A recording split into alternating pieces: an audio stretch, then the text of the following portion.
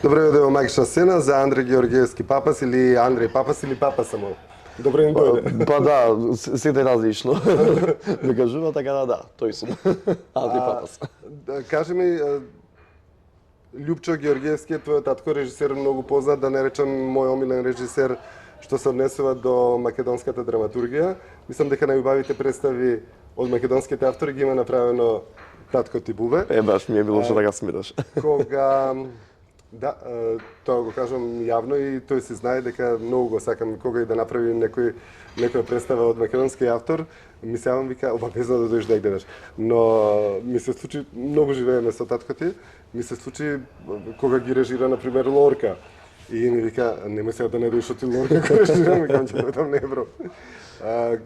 Кога сме зборувале за тебе како растеш, вика нема да е глумец, нема да е режисер, ама ќе е нешто што ќе е поврзано со културата, со уметноста и навистина прерасна во еден врвен уметник што на овие простори ретко го имаме толку талентиран, толку со огромна дарба.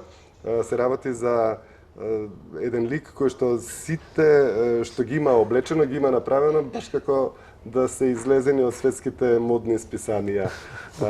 Ги гледав, се снимаме во Голд Фелиција, во кабарето во Битола, ги гледав сите учесници, беа облечени светски, буквално на секој детаљ се внимавало со огромна љубов, се гледа дека тука е внесена. Андре, ти честитам за се што си направил. Фала ти многу, баш ми е мило што имаш толку комплименти и толку работи што си забележал за мојата работа. Да, Голд Фелиција и кабарето во Голд Фелиција е еден од моите ангажмани веќе доста време, 3,5 години, ако не нешто и повеќе. Така да, тука во кабарето сум, толку долго дел сум од креативниот тим и сум заложен за костимите, за сите изведувачи. Често го добивам тој коментар дека делува доста, светски, да не е само флоскула, ама така испаѓа. Ми е мило што имаме таква шанса да се збереме повеќе уметници тука и да имаме начин и каде да се изразиме и некој тоа да ни го подржи пред се и финансиски, да ни ги исполни нашите видувања, односно и нашите желби. Така да Голд Фелиција кабарето прерасна во еден долгогодишен проект, така и беше и планирано и така го возиме, да речам. Се надевам дека и понатаму и ќе продолжи да ни биде дел од нашата работа, бидејќи сме доста страстни кон тоа што го работиме. Така. Ајде да те вратам во детството. Успешен режисер татко имаш кој што го нема со денови доколку работи негдека надвор од Битола, се случува тоа често? Да, често. Работам низ цела Европа, дури гостувања и во Америка и не знам каде год. Некако јас сум растен во театар, но никогаш не сум имал од домашните, особено не од татко ми, дека треба да се занимавам со театар воопшто. Јас си баш се сеќавам до 18 години кога се одредува што каде да се запишам, значи тоа беа многу суптилни муабетења од негова страна, само беа на сочување. Јас во тие години сакав театар, сакав костим, сакав мода, ама можеби тогаш и не знаев да се изразам точно што би сакал да запишам. Па така со повеќе прашања од негова страна беше као сакаш Али, што сакаш мода, сакаш костим, што значи тоа? Викам, па не знам, моден дизајн, костимографија, тоа е тоа. Тоа е тоа. Да, ние мислам дека до ден денес жал немаме во Македонија факултет за костим конкретно, но имаме на приватните универзитети имаме моден дизајн, каде што имаме и предмети од костимографија, од историја на мода, историја на современа уметност и така си ги задоволив апетити, да речем, преку тие предмети, изучувањето на тие предмети, па за на крај па имав еден период каде што и бев и асистент на факултет, па потоа бев и професор на факултет и собрав доста, да речем, едно големо искуство. Да се вратиме од детството, јас носет и истрача. Отиде до професорувањево. Обично кога ти каже некој професор, се замислува некој, не знам, 50 годишен маж кој што е професор на нешто. Јас тој проблем го имам и малтене и цел живот, бидејќи доста брзо влегов во оваа професија. До 18 и пол почнав да ја работам професионално. Па негде на моја 20 на 22 години веќе се вклучувам кон оние филмски екипи за снимање на серии, каде што мојот проблем беше дека сум доста млад и секогаш беа на почетокот беа уплашени како на толку младо дете да му даеме толку голема задача. Или као ќе ја изражам се да таа задача што си ја носи сите тие снимање и сите тие задачи било од театарски свет, било од филмски свет и така натаму. Ама некако со тоа си имав јас помирал дека тоа е така и моја задача беше само да го докажам спротивното дека без грижи јас ова го можам. Андреј, те познаваат, ајде да не речем сите што се во бизнисов, некако не само на модата, него и на музиката. Си работел за многу... Така и почнав всушност. Така почнав, да, јас почнав со естрада, со задачи зададени од страна на пејачите, најмен како дизајнер или како стилисти, така да речем се втурнувам во овој свет работно. Кои ти беа почетоците? Почетоци си мислам дека ми беа Скопски фестивал. Ми се чини дека тоа ми беше првата сериозна работна задача, вистинска работна задача, потоа спотови. Имаше, не знам, малтене со цела естрада и да имам работено. Може би, не знам, меѓу првите можда е Тамара Тодевска, може би. Имаше и нешто такво, да. Така да, така започна, после се до тоа се круниса со Евровизија 2013 со Владко. Нели беа Владко и јас сме од 2013 на Евровизија, јас бев тимот на Владко. И потоа тоа веќе ми е како некоја рутина. Сега можеби малце ми се и подосадни спотовите. Порано сакав да седам на снимање, сакав да одоводам и сакав да сум дел од тоа. Сега гледам да ги избегнувам бидејќи и немам и толку време и немам толку енергија. Сакам да кажам дека освен тој свет што е уметничкиот, многу од другиот нормалниот или ненормалниот свет сакаше да има твои креации, што за свадби, што за, не знам, некои настани и тука дојде да те нема по цели денови да си зафатен Да, тоа е еден напорен период од мојот живот каде што паралелно се прокламирав и како моден дизајнер со своји колекции. Тоа мислам дека беше првата официјална колекција, мислам дека има во 2016 година, Моден викенд Скопје. И од тогаш почна за мене големата гужва, каде што буквално цело моје време беше посветено само исклучиво на работата, каде што имав и снимање, имав и приватно клиенти или ради модниот дизајн, имав и представи, костимографии и што уште не. Сега веќе тоа ми е ставено под некоја контрола, бидејќи го имам тоа удобство да бирам што сакам да работам. И тоа е мојот личен успех, бидејќи стварно е страшно напорно да своето приватно време само да го посветиш само на работа. Така да сега веќе долго време бирам што ќе работам и проектите си ги бирам и луѓето со кои ќе соработувам. Имаме една таква убава позиција. Со театарските костими кога почна и како почна? Мислам дека почнав со Софија Ристевска. Мислам дека првиот ангажман ми беше кај неа за Љубовта е демоде. Мислам дека така се викаше представата. Не знам која година е тоа, мислам дека е 2011. Мислам или 2010 година, некако така. Татко ми не ме зема веднаш да бидам негов костимограф, бидејќи сметаше дека треба да се го испечам за наетот. Софија како млада режисерка во тоа време. И јас како млад и млади екипи. Ти колку годишен беше?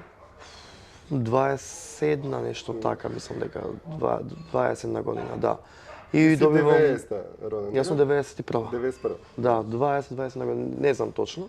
добивам од неа повик дека прави кабаре, кабаретска представа. Так. И мене првата задача, мислам дека ми беше токму таа кабаретска представа, која се изведуваше во еден локален кафич, односно дискотека. Имавме наш термин, каде што со актерите, мислам дека сите беа од Битолскиот театар.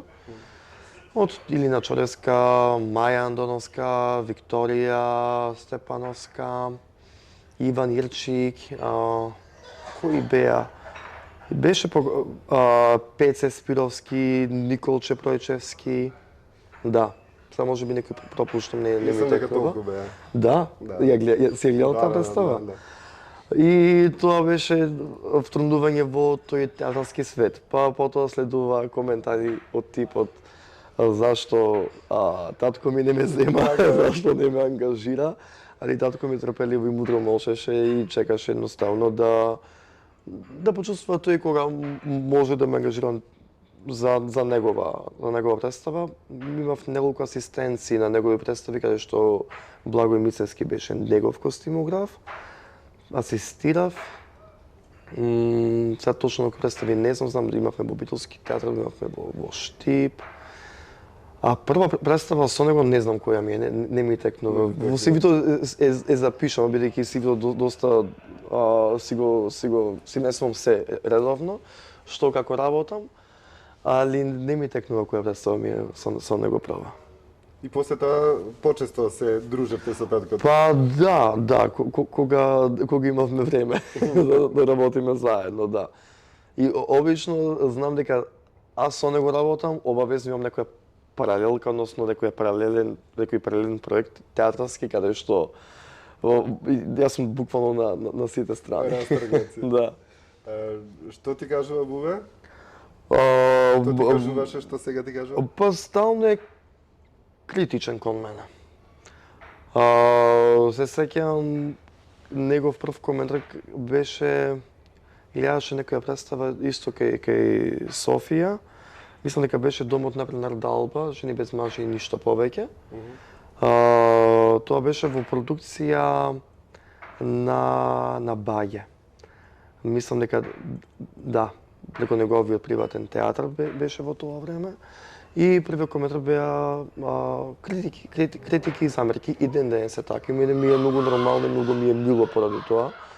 Не е Бубе тип каде што само ќе дели комплименти без резерва, туку напротив кажува што смета како би требало нештото да биде. Так. Да. А ти тоа како го прифаќаш? Го прифаќам бидејќи јас сум истиот.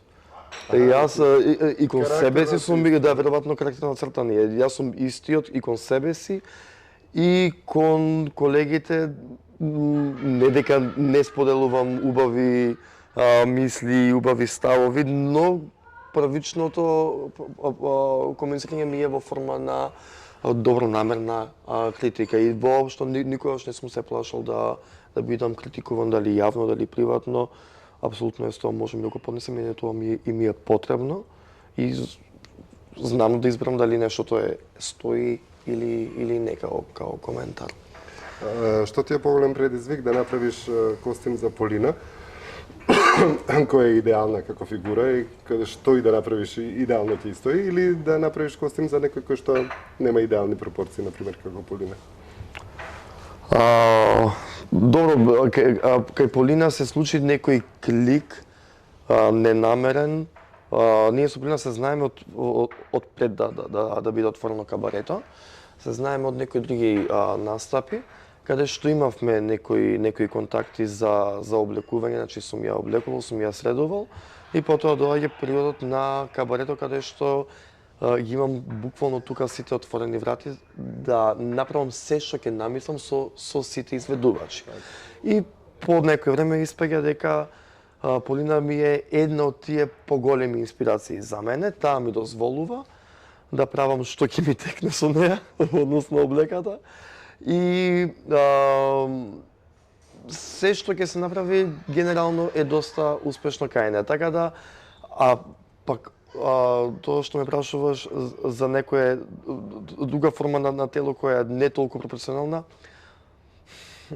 сум имал и такви предизвици и во тоа успешно сум пливал, но најголем благодет е кога препорацијата е идеална, така да биде уште поубаво тоа презентирано што ќе го направам.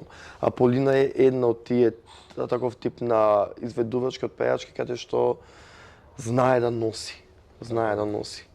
И затоа испаѓа кај неа да е речиси секогаш успешна креацијата.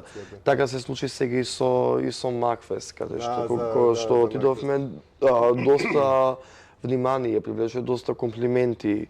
Доби поради тоа што за мене е соработник, особено кога правиме мобет за костим, е соработник баш она вистински.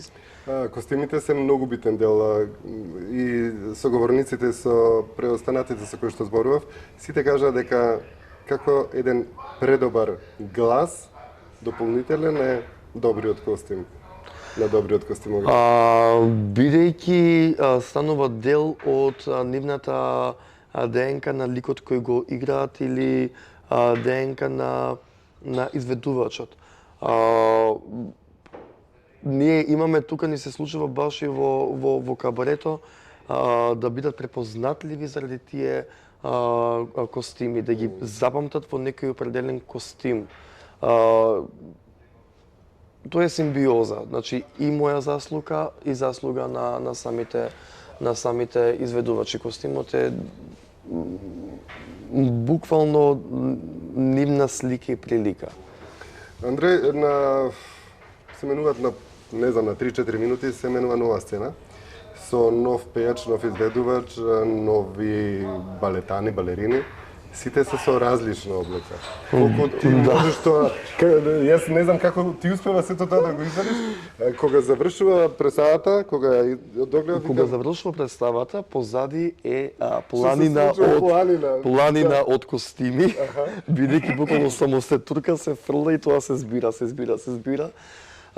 Напорно е прво пред се занив, бидејќи имаат доста задачи и танчерите, танчерките, и пеачките и да имат концентрација за пеење, за играње, и да имат концентрација за да се пресоблечат, да сменат не само костим, туку и модни додатоци, дали се тоа шапки, круни, венчиња, наки, перики, што не? И перики и се. Позади еден голем хаос, креативен хаос. Ти си позади цело? Не секогаш, но најчесто сум. Особено сум тука за нив кога за прв пат ги пуштаме тие костими, тогаш ќе стварно им треба помош, потоа ги совладуваат сами. Тука сум кога пукат патенти, кога фаќаме на рака, кога фаќаме со безопасни се до тоа да се спаси костимот, бидејќи нормално во тие брзи промени свашта се случува. Многу често знаат патенти да пукнат и мора некој тоа да го спаси. Интересно е позади. Позади е една друга представа за луѓето кои не ја гледаат.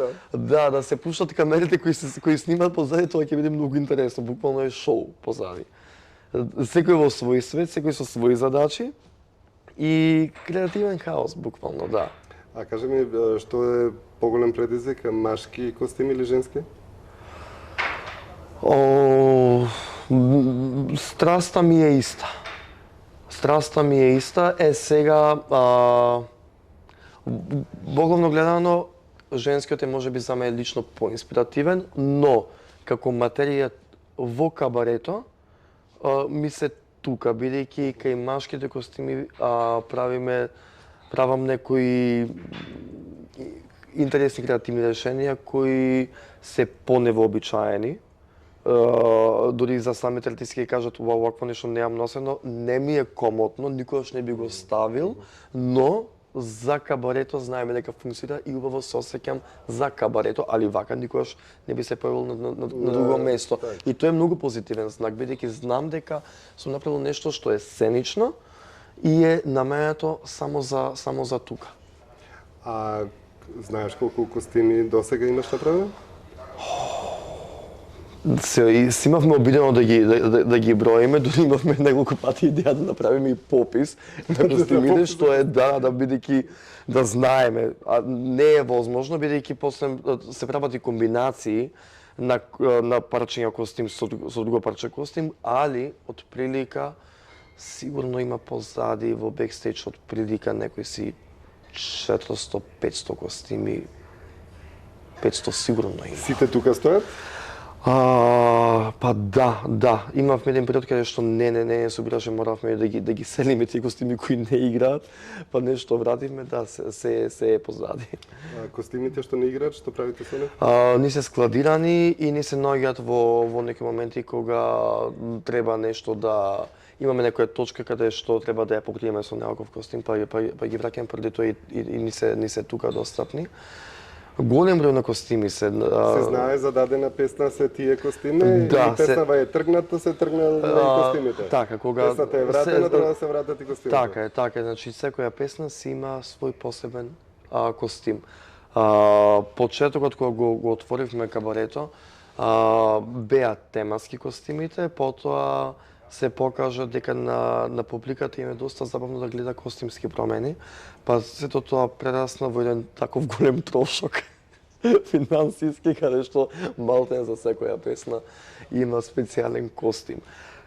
Тотално неисплатив спорт, но нас ни е мило што имаме човек кој не подржува во тие идеи, ни ги исполнува сите наши замисли, сите наши соништа, и ни викат, дечки, вие терајте, јас сум ваша подршка тука, вие само баш мецена. Така да правите што сакате. Така да се прерасна во мрачно везени костими, рачно изработени костими, се прерасна во илјадници сваровски камчиња,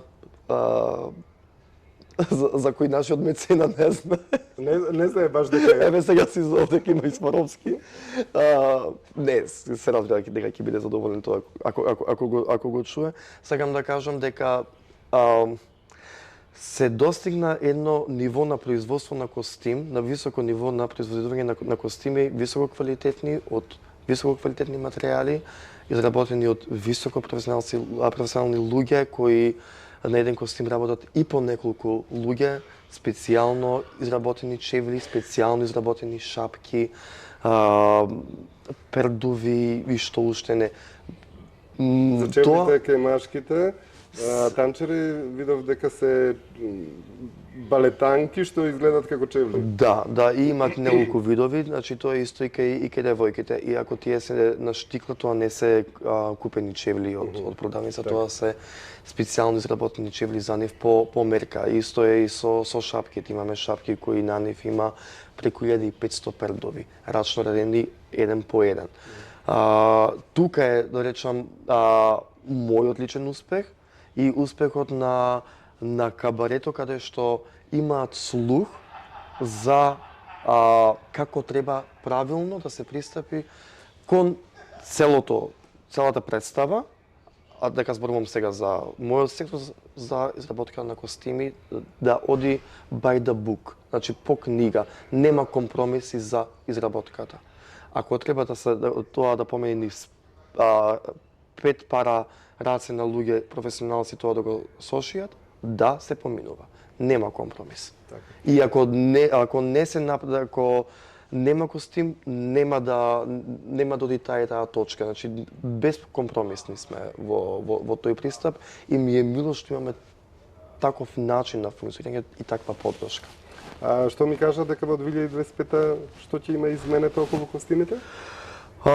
Сега веќе ги работуваме, во моментов сме влезени во продукција на новите костими за влезот на 2025-та, каде што на средината на 2025-та ќе дојде уште еден формат на шоуто со нови костими, нови формати, каде што буквално сакаме да постигнеме промена костимска од точка во точка постојано за сите. Сега тоа е малку логистички тешко, особено за танчерите, но ќе се обидиме тоа да го направиме бидејќи убаво изгледа едноставно. Тоа финансиски значи буџет и ребаланс на буџетот. Тоа финансиски не знам, подобро да не зборуваме на таа тема. Да. Добро е што не Ребаланс се прави трпат. одма. Добро е што не трпат. Ние сме благодарни. Не, едноставно треба тоа да се исплати за гледачите. Зошто? Бидејќи ние имаме кабарето во Битола и нели имаме локални луѓе кои доаѓаат, имаме луѓе кои специјално го посетуваат. Ние создававме една голема публика од тие што доаѓаат повторно да доаѓаат од страна што се од други градови, кои се доста задоволни и имаме една локална публика која верувај малтене секој викенд е тука бидејќи ужива и визуелно и музички во шоуто и сака да го гледа поново. И шоуто баш е за тие луѓе кои ги обожаваат артистите на сцена. Па како да не им се дае на публиката се поголем квалитет. Значи тоа не се мери веќе ни во финанси.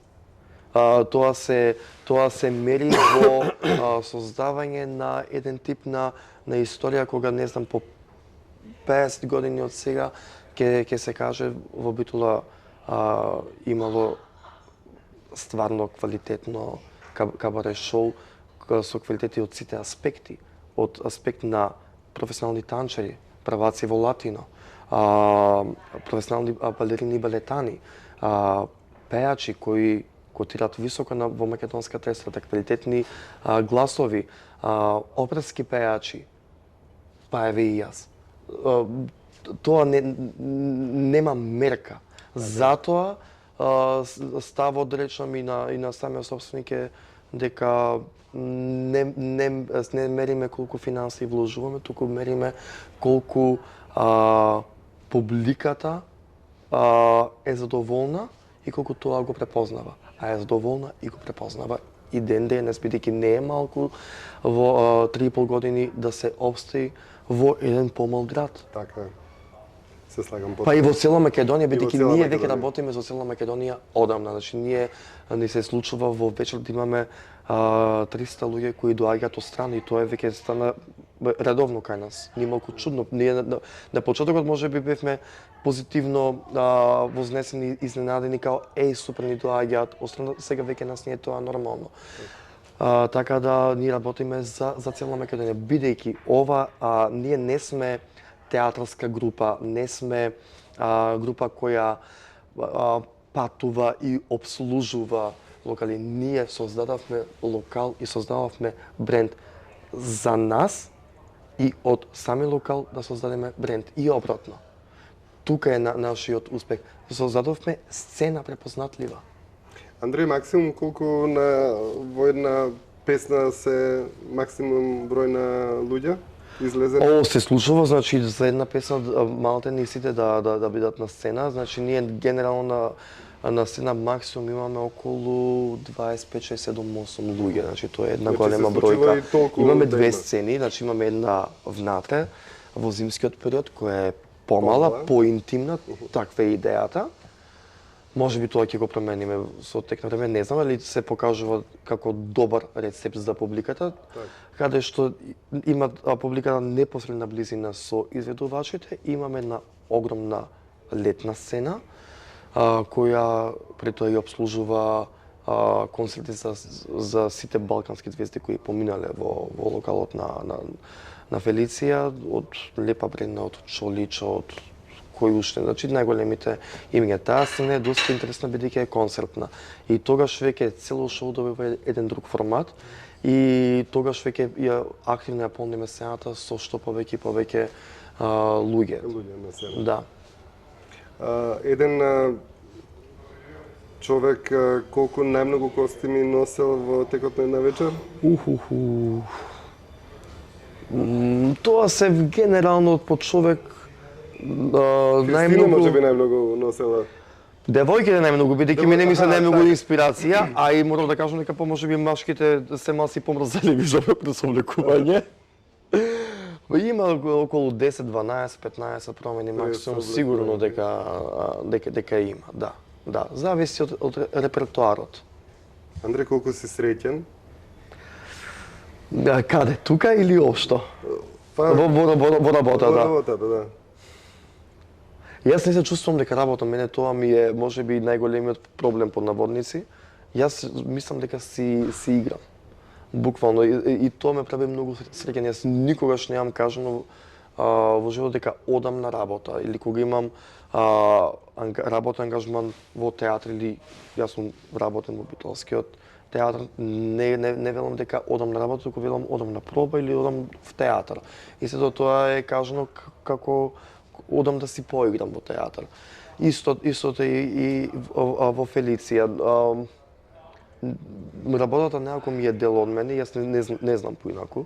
И веројатно ние уметниците сме таков коф на луѓе каде што ние не си мислиме дека работиме, мислиме дека си играме и тоа така, додека е така, тоа е добро. Кога ќе почувствувам дека одам на работа и дека работам за плата, тогаш мислам дека нема да се битката е свиѓа. изгубена. Тогаш мислам дека битката како уметник е изгубена. Јас денес не знам колку плата земам, не ме интересира, мене ме интересира да работам. И така се осеќам. За Ѓуре Магаревски? Да, тоа беше многу убава иницијатива на директорот на театрот, дојде со една голема свежа идеја. Значи, тој првичен текст што бил изведен, поставен пред 18 години, нашите актуални режисери, тројца на број, кои ги имаме во Битолски театар, да ја постават секој на свој начин. така. И мислам дека се направи еден таков прекрасен колаж, кој можеби веројатно и ќе се остане како представа на репертоар, бидејќи сите битолчани пројавија интерес да ја гледаат. Одличен проект. Одличен проект каде што работев на две представи во тој проект. На која? Кај Софија Ристевски, кај Јован, Благој како режисер и бивши костимограф вработен, си работеше неговиот дел. Кој костим беа најубави? Различно е тотално. Различно е тотално. Кај Благој беше многу сведено, чисто, строго, едноставно. Не мислев за твоите. Кај мене едниот дел совчето претендираше на некоја кабаретска естетика, за мене блиска и интересна, а и за неја блиска, бидејќи таа генерално сака нејзините представи да се во некој кабаретски дух. А кај Јован одевме во потипичен современ театарски израз. За мене можеби за мој вкус можеби не знам, кабаретскиот дел на Совчето за мене беше можеби позабавен, но по некој мал сегмент доди над се, ама тука е, не можам да направам остапка па да не знам по страна да погледнам да кажам што повеќе ми се допаѓа. И при тоа работиме со поскромни средства, бидејќи ова беше иницијатива на самиот театар. И тука буквално дадовме сите се од себе за да направиме еден квалитетен производ и суштински и визуелно. Така да одлично. Епа, Андре, фала ти многу што ми беше дел од магична сцена. Опфативме поголем дел од работата што имаш сработено досега. Па да, еден дел. Дел да оставиме наскоро да се снимаме повторно за уште многу успеси што ќе ги имаш, а ќе ги имаш сигурно на како си почнат, не знам каде ќе биде првот, но ќе чекаме, ќе видиме што ќе се случува. Во секој случај, она што го работиш, до перфекција добро го работиш, ти посакувам само така да продолжиш. Фала ти многу, фала ти за твојата подршка што постојано не следиш нас уметниците, особено да даваш подршка за театрот и многу ми е мило што го согледа квалитетот на кабарето во форма како театарска форма, за кабарето како театарска форма да влези, да биде дел и од твојата емисија, бидејќи за мене ти ги имаш најквалитетните емисии за театар. И убаво е кабарето да биде дел од тоа, бидејќи и е дел од тоа.